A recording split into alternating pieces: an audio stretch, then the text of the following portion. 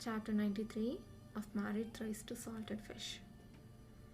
The scenery of the Northwest Frontier Fortress was quite different from that of the capital city.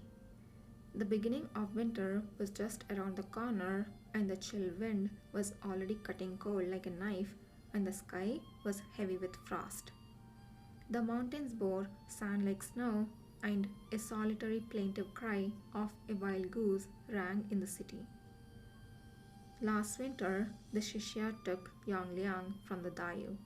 They humiliated and killed the general and threatened to massacre the city. Today, 1 year later, the scenery at the frontier remained the same, but the people within and without the city have already switched positions. One from offense to defense, from defense to offense. Dayu's army had camped outside the city a month ago.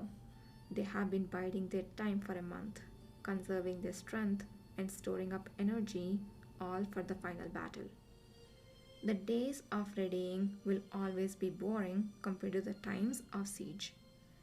After days and days of resting, a certain hot-blooded boy couldn't bear it anymore. General, we have been consolidating our troops for a whole month. This was Wu Yoyon's third call for battle within 10 days. Before this, our army has consecutively captured the towns of Gongyang, Langu, and Zhuxian. The troops have had a huge boost in morale. This is the time when we should be pressing on. We should take Yonglian directly. If there is any further delay, the soldiers will inevitably slack off and our provisions will dwindle. Gu Fuzhao folded his arms and looked at the northwest terrain on the sand table, saying nothing. I must disagree with the general. The art of war says first to attack their plans, second to attack their ties, next is to attack their troops, last is to attack their city. Laying siege to the city should be a last resort. Yongliang is a veritable fortress in the northwest. It has always been a place of strategic importance. The city's defenses are strong. It is easy to defend and difficult to attack. How can it compare to a bunch of small towns like Gongyang and Langu? The speaker was Shi Pei, an old veteran in the Northwest Army.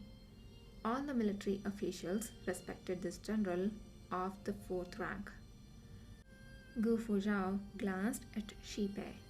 This man was known to love his soldiers like his own sons. Although he had been in battle for many years, he still mourned the loss of every soldier. For Shi Pei, reducing the casualties of their army was the top priority. He would rather a graceless victory if it meant protecting the soldiers under his command. This was a noble quality, and Gu Fuzhao admired him very much. Wu Yoyan retorted, laying siege is difficult, but would laying siege to it later be any less difficult than laying siege to it now?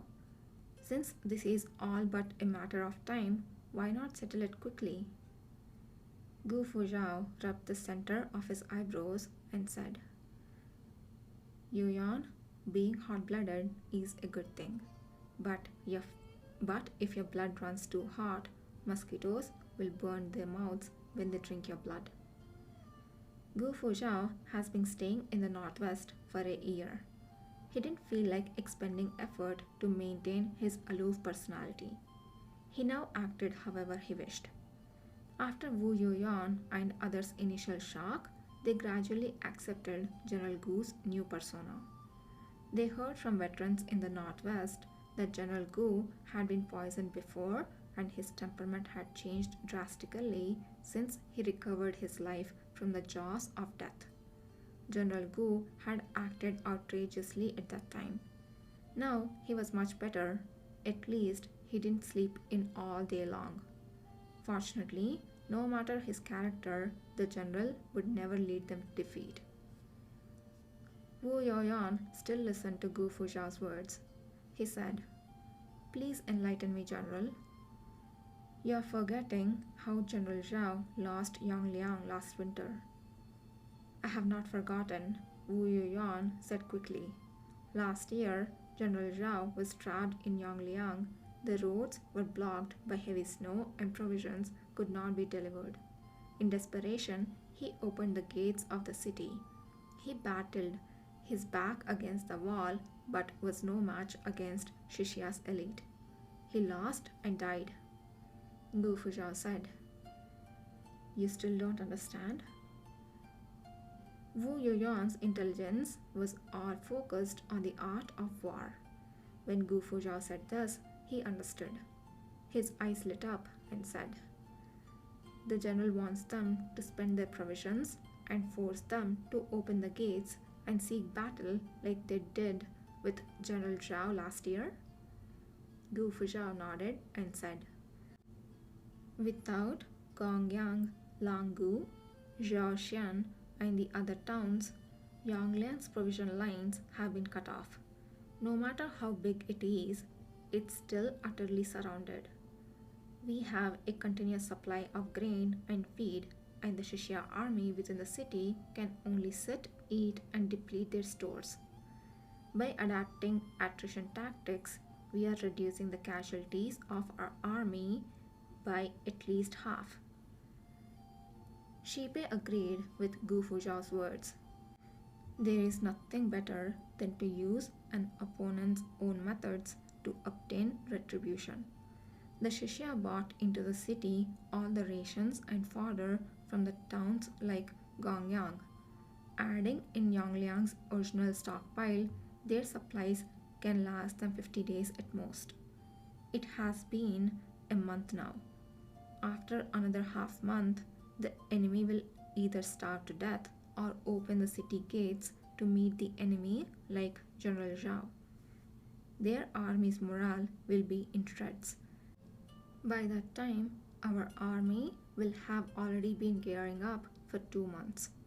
By that time, are you afraid that we will be unable to take back Yongliang? Wu Yuan pondered for a while. He too believed that a war of attrition was the best plan, but he still had his doubts. The Shishya needs rations and fodder. We also need rations and fodder. The key to a war of attrition is that we be able to outlast the Shishya. Gu Fuzhao turned to Shen Haoshi. How long can our provisions last? Shen Haoshi said, less than 10 days. However, Imperial Physician Lin said in his letter that a large amount of provisions from the south departed at the beginning of the month, traveling by water. It will travel overland once it reaches Gu province. It should reach camp before long. Shipe excitedly said, then we shall definitely have enough. The premise is that the provisions can be delivered smoothly. After weighing the matter, Gu Fuzhao said, Hashi, please go back to Gu province and personally escort the supplies to Yongliang. Shen Haoshi said, I shall be leaving immediately. After coming to an agreement, Gu Fuzhao and Wu Yuan discussed the appropriate amount of armament needed to attack the city. Seeing this, Shipe couldn't help but say, the general has changed a lot since his return to the northwest. Why do you say that? Shipe said, 2 years ago, when the general was in the northwest, discussing official matters with you was an actual headache. General Zhao made the decision on everything. How can that compare to now? You attend to every detail and take an interest in everything. It can't be helped. I really want to win, Gu Fuzhao said with a quiet chuckle. I can't die. The war in the northwest was coming to its final juncture. Lin Qingyu has not closed his eyes for 3 days coordinating the transport of provisions from the south to the northwest. That batch of provisions could support the northwest army for at least a month. Now that everything was settled, he could finally feel at ease. When he walked out of the Ministry of War, Lin Qingyu realized that it had begun to snow at some point. The snow was not heavy, but it made his eyes sore. After being in a trance for a while, he took a step back and bumped into the body of an assistant minister of war. The assistant minister of war was a man under 30. He could be regarded as a young promising talent. He was also a distant relative of the Empress Dowager, so he naturally stood on Lin Qingyu's side. During the past few days, Lin Qingyu has been working on the matter of the provisions together with them. Seeing Lin Qingyu's pale face, he thought that Lin Qingyu must be worried about the war in the northwest. He said, General Gu already recovered several towns surrounding Yongliang, encircling it. It is only a matter of time before Yongliang is recovered. Imperial physician Lin need not worry. This time, Dayu will win the battle. Lin Qingyu nodded. I hope so. The assistant minister smiled and said in a gentle manner, It's snowing and the road is slippery. Should I send Imperial physician Lin out of the palace? Lin Qingyu said curtly, No need. Although the assistant minister was a little disappointed, he didn't force it. Then please be careful on the road, Imperial physician Lin. Lin Qingyu had only walked a few steps when someone from Xi'an Palace came bearing a message that the Empress Dowager was inviting him to Xi'an Palace for the evening meal. In the past year, he has eaten at Xi'an Palace more times than the great dutiful son Xiaojie. For this reason, there was a lot of gossip in the palace. Some people were saying that Empress Dowager has taken in Lin Qingyu as her adopted son and now treated him more affectionately than the emperor.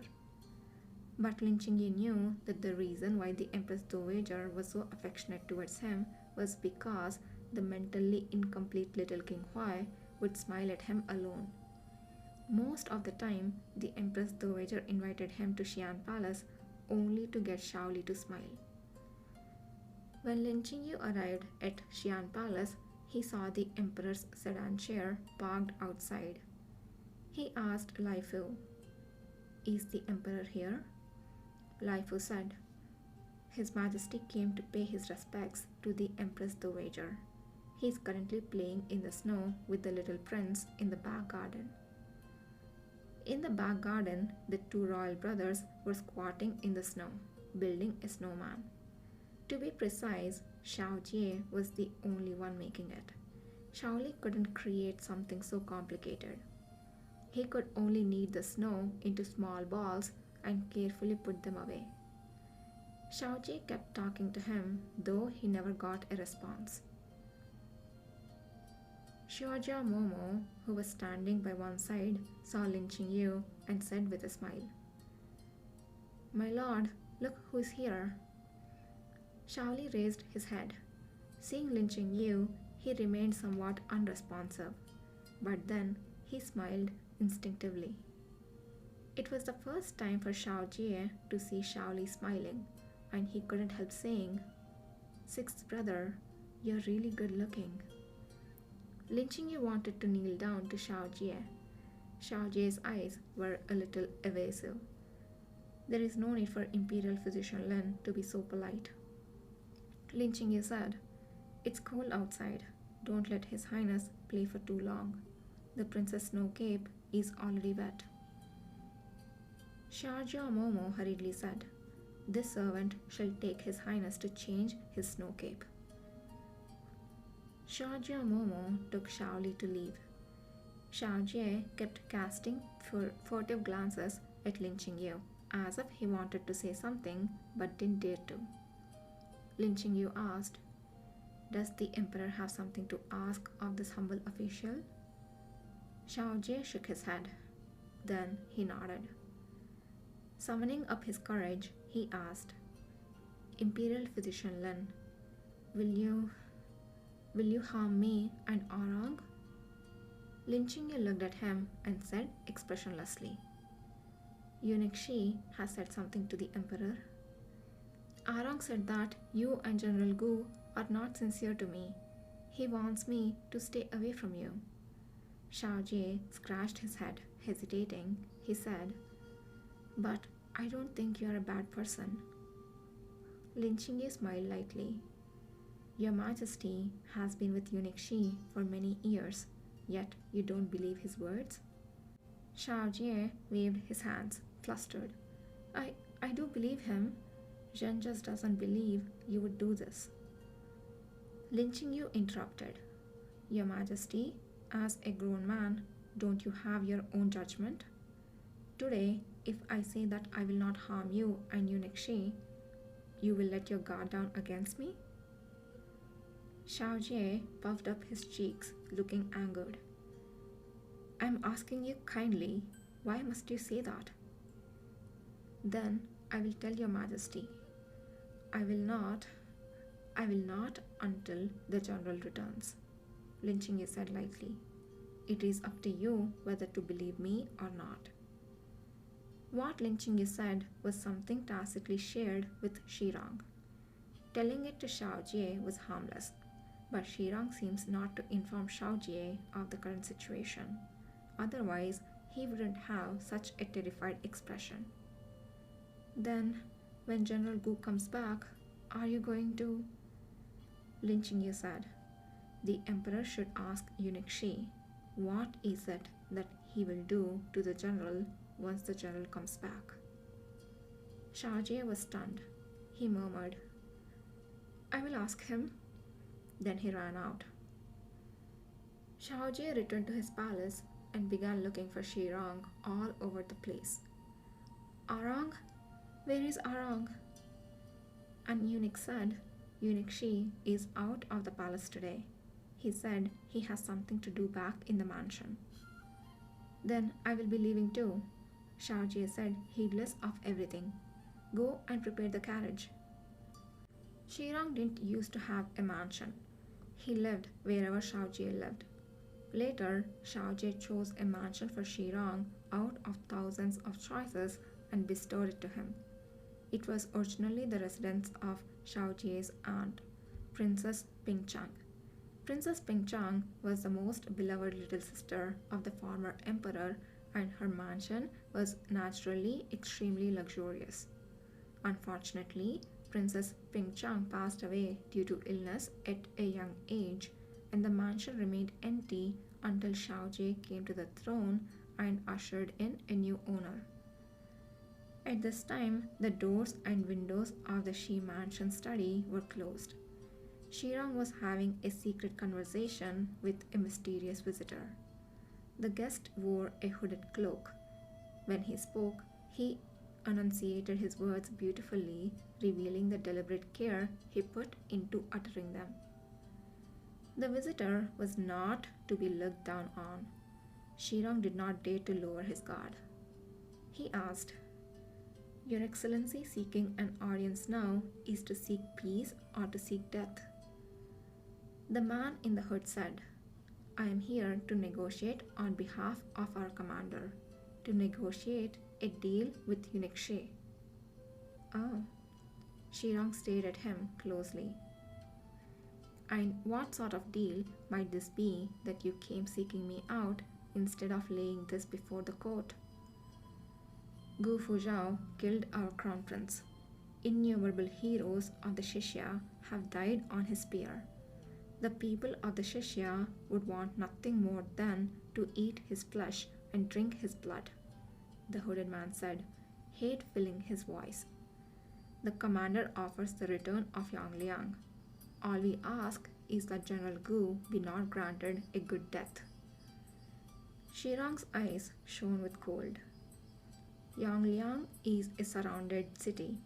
It's already as good as the Dayus. How would you give it back?" The man in the hood said, "If your Excellency is willing to help our commander, apart from Gu Fuzhao, the Dayu's army will lose at most 20 to 30,000 soldiers. But if you insist on attacking, we will definitely defend. If that were to happen, the Dayu would lose at least 50,000 soldiers. In exchange for Gu Fuzhou alone, you gain 20,000 soldiers and an intact Yongliang. What does Your Excellency think of this? Shirong said calmly, a talent like Gu Fuzhou comes but once in 100 years in the Dayu. Save for him, who can keep the peace in the northwest? His life cannot be bought with a city. The hooded man whispered, but the question is, does Eunuch Shi want Gu Fuzhou to return to the capital alive? Shirang's tone was dangerous. Why would you say that? If Gu Fuzhou dies in battle, that legendary beauty, Imperial Physician Lin, will be left without the aid of his husband. He will be nothing but a leather bag, the hooded man said with an ambiguous expression on his face. Our king has always been one to cherish jade and incense. He has long heard of the deeds of the beautiful imperial physician and has developed a yearning. He wishes to see with his own eyes the beauty who has captivated Gu Fuzhou. If Eunuch Shi would send the beautiful imperial physician to Shishia's capital, amity between Sheng and Zhen would not be but a dream.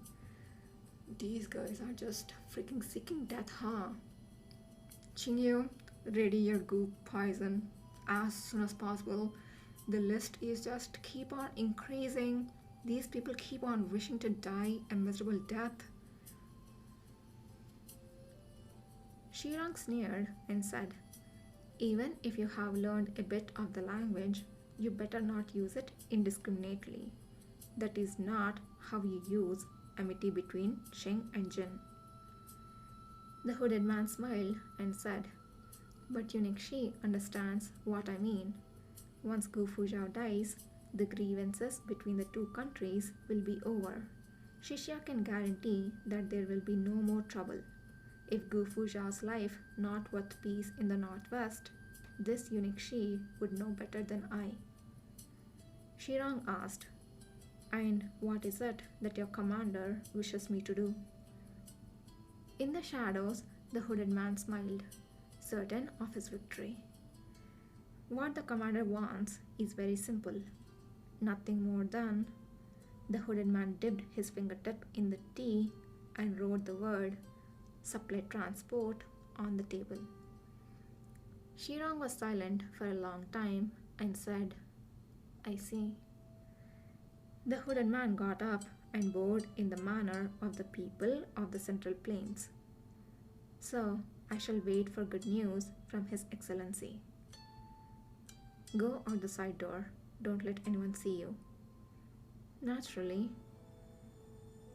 After the hooded man left, Shirang sat alone in thought. Suddenly, he heard a voice from outside. Your Majesty? Shirang's complexion changed suddenly. He immediately opened the door and Shaoji's pale face came to view. Ugh, I hate Shirang the most. I never thought I would hate somebody more than Shao Cheng. Here we are. Shirang is the most despicable character in this entire series. Ugh.